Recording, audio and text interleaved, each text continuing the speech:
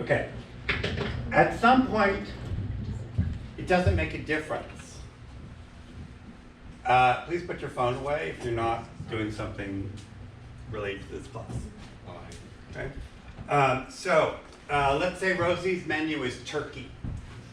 She bought a 20-pound bird for 16 people.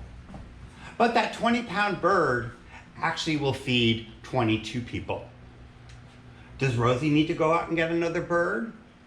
No, she doesn't. Let's say she has to do her stuffing, okay? What does she really need to do? Okay, she throws in maybe another loaf of bread or half a loaf of bread. $1. Not $25 worth. Okay? So basically what happens is everything above this amount is net profit. Okay? It's also called economies of scale. We use it a lot in manufacturing. Okay?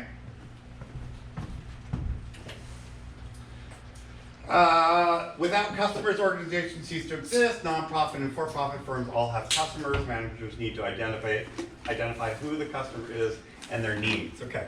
So why is that important? Anybody have an idea why it's important to identify the customer's needs?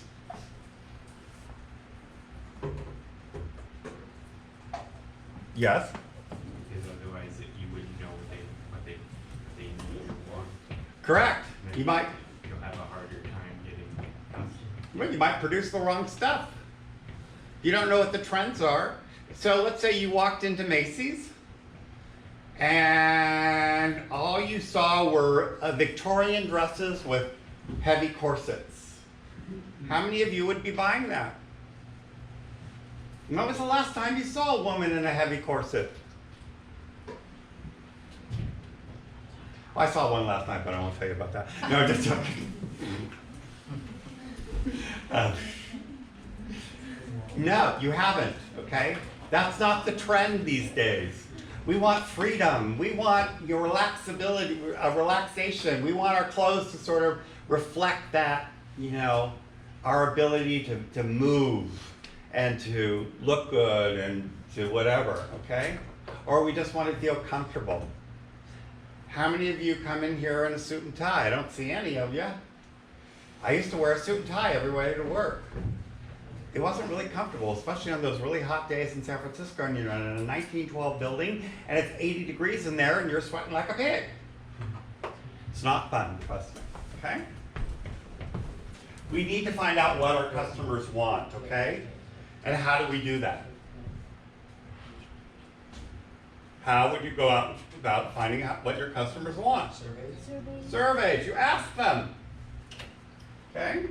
Quality, how well a product does what the customer expects. Internal view within the organization, okay? So we have an idea about what we think our product is going to do out there on the market, okay? Is that the only view we need to worry about?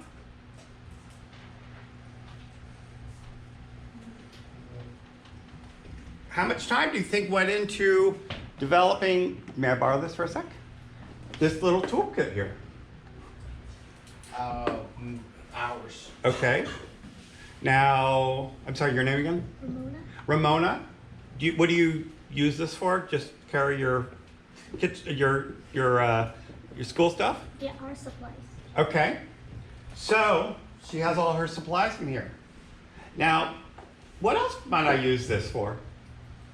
Tools. Tools? What else could I use this for? Painting supplies. Pardon? Art supplies. Art supplies. I'm a professional chef. Can I put my knives in here? Yeah.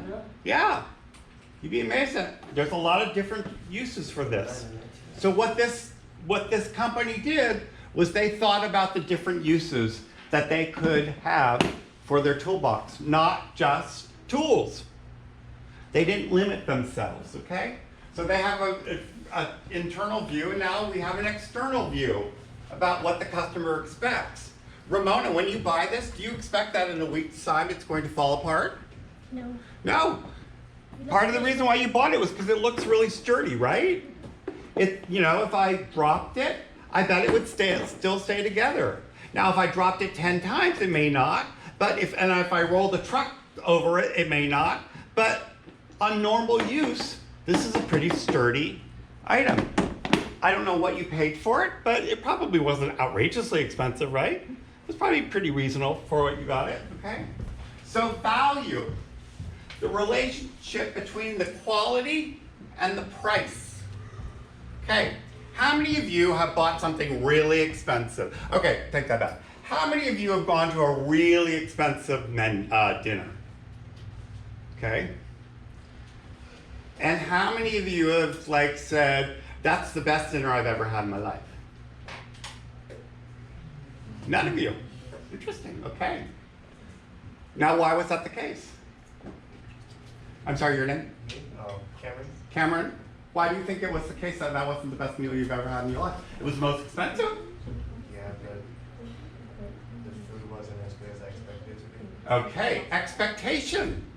We have an expectation. So, I have, I'll tell you one of my lovely stories. I love telling stories. And if you've had me before, you probably heard the story. I'm sorry, Rowan. Okay. I've been all over the world. I've been very lucky. I have eaten at some of the finest restaurants in the world. I've eaten at 3-star restaurants and 2-star restaurants. And I've spent buku bucks on those meals. And most of the time, when I leave those restaurants, I feel really good about what I just experienced. Now, my mother took me out to dinner one night in San Francisco to a restaurant called La Folie. It's supposed to be one of the best restaurants in San Francisco. I love French food. Now, we got to the restaurant. They seated us. They sat us at a nice table. They gave us our menus. They said hello. They walked away. They came back at some point. We ordered the food. I ordered some wine. My mother doesn't drink. We left and we said, and she spent over $200 a person. Okay? Person, you said? Per person. And my mother doesn't eat a lot. Or she didn't, my mother didn't eat a lot. She's no longer with us. Okay? And I wanted to eat at La Folie for a long time. I've heard nothing but great things about it. And both my mother was very cultured about food, and you know, she was a great cook, and she brought us up to believe in, you know, fine dining and all this other stuff. I mean, my mom had great dinner parties at home and spent lots of money on making sure they were all beautifully done. But we were really like, that wasn't worth $200. And what happens when your expectations do not meet the price? You don't go back. You don't go back. Who is your best customer? Pardon? Returners? Return. Returners are your best customers. So that's why this is very important. Okay? So we have this new Samsung is coming out with